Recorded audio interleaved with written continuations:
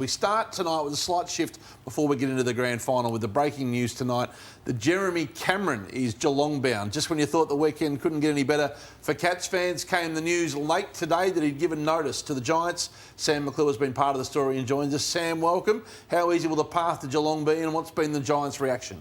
Not that easy, Hutchie. Good evening to you. Yes, you're right. Jeremy Cameron today walking out on GWS. He spent the weekend away, thinking about his decision, considering all options, and then phoned Leon Cameron, the coach, this afternoon. What was a lengthy conversation, I'm told, to tell him of his reasons. Now, the machinations, as you talk about, Hutchie, of how this deal is going to get done is fascinating, but the build-up this year has been equally as intriguing. Yeah, it's definitely something that, I probably would have had done by now or been pretty close, that's for sure. You would have thought about it a lot more, but because of the freeze, you put it on the back burner a bit. We're in the market in big time at the moment for Jeremy Cameron, and he's struggling with making a decision. He's a loyal bloke, and you know the rules when you've been around for a long time. Do you finish your career in one place, or do you get tempted to go elsewhere? So Jeremy Cameron, as early as July, as recently as July, saying that he would think it would get done, that deal, once the contract freeze was over. They weren't happy, GWS, about Brian Cook's comments last week. And then this is only a few days ago. Pictures emerging, Hutchie, in the Herald Sun, of Dave Matthews, Stevie J, who's just moved back there as an assistant, close friend of Jeremy Cameron, and also James Warburton, the head of Channel 7. Clearly there was some sort of television deal, perhaps on the cards, but ultimately he has decided to go to Geelong. Dave Matthews confirming tonight on Sports Day that they are likely to match any deal as far as compensation with the Cats. Oh, look, it was disappointment. I mean, we probably felt this might have been where it was heading, particularly when you see Brian Cook come out, which is an unusual thing to do. You think, OK, this campaign for a number of years might come off. Highly likely that we would match the offer from our understanding of what it's likely to be. And then the ball's in Geelong's court. What's he worth, Dave? Well, Talor and Shield were worth 2 first-round picks, so they're both very good players, but key forwards are hard to find. You said get your popcorn out for the grand final, Hutchie. You might want to do that for that trade deal as well if they want more than 2 first-round picks for Jeremy Cameron.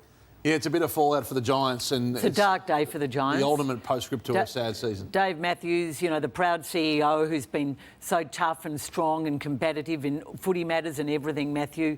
He took so much IP really from Geelong. He's a Geelong fan in his past life. To lose his gun, his foundation player to the Geelong Football Club would be such a kick in the guts. We talked last week about the salary issues and the back-ended contract and the money Jeremy Cameron lost this year, but I feel as though this wasn't really just a money decision, Matthew. Yeah, it's always more to it than just money. Yep. Yeah, I agree with that, Caro. And the way he played his football this year, you could sense there was something not quite right. And I just wanted to say, Hutchie, we had a period at Essendon where we lost Blumfield, Heffernan and Carousella, all in the one hit, and then Damien Hardwick 12 months later because of salary cap reasons. They've lost Aidan Corr, 26 years of age, Zach Williams, 26 years of age, and now Jeremy Cameron, 27 years of age. So 3 players at the peak of their powers. They don't realise probably just yet the hole that this now leaves in their footy team. And it's a long way back from here. You can bring in kids. And unfortunately for the Giants, they can't really attract a player of the same ilk to go. That's a difficult part. That's the end of the run. Yeah. They've blown their window. Yeah. That's the only way you can look at this. I know that they will get well compensated for him and they'll get good picks and they'll reload and go again, but they've had an extraordinary amount of talent and they have blown their window to pressure. Dave said tonight on that interview on Throw W that he'd like maybe a bit of both. So he'd love the early draft pick, Sam, but also the quality player. It's hard to name, obviously Geelong you try and spring, but could they use a pick that they get on someone else across the competition that is elite that they can try and get in the door? I just want to ask you about free agency. I'm not a fan. This is obviously a restricted free agent situation, but he'll go if he really wants to. It just seems to me that good players always end up going to the most successful clubs. I mean, we saw it with Tom Lynch. We've seen it with Joey Danaher. I know that it's all about good people as well as strong clubs, but it's just such a tough situation when clubs that don't have strong administrations lose these great players. Become a great club. Like Brisbane weren't a destination. You couldn't pay anyone to go there. They were walking out the door.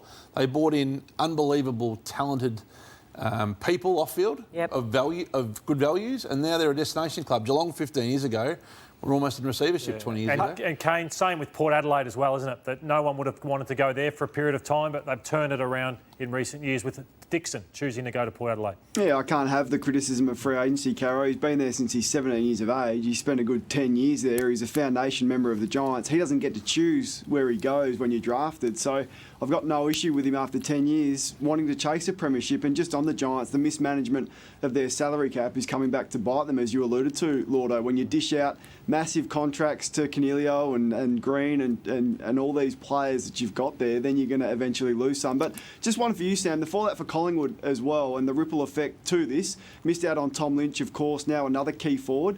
The Treloar situation, De Goey, how does this affect them moving forward as well? Yeah, it's a really fascinating point, Kane. I'm still strongly of the belief that Treloar, who's contracted, by the way, will remain a pie. That's certainly his belief, and I think that Jordan De Goey will re-sign as well, but that's only an opinion. Hutchie, just last one on the Giants, I think the overarching view, and if your view is correct that the window is over, the AFL taking both the Riverina off them, taking Kohler off them, with the thought that they would be winning 3 of the next 6 flags. Clearly that hasn't happened, and I wouldn't be... I'd be doubting... There won't be enough sympathy for them, and they've got themselves to blame for some of the decisions they made, particularly the Canelio one, which is going to come back, I think, given the volume of money to bite them in the end.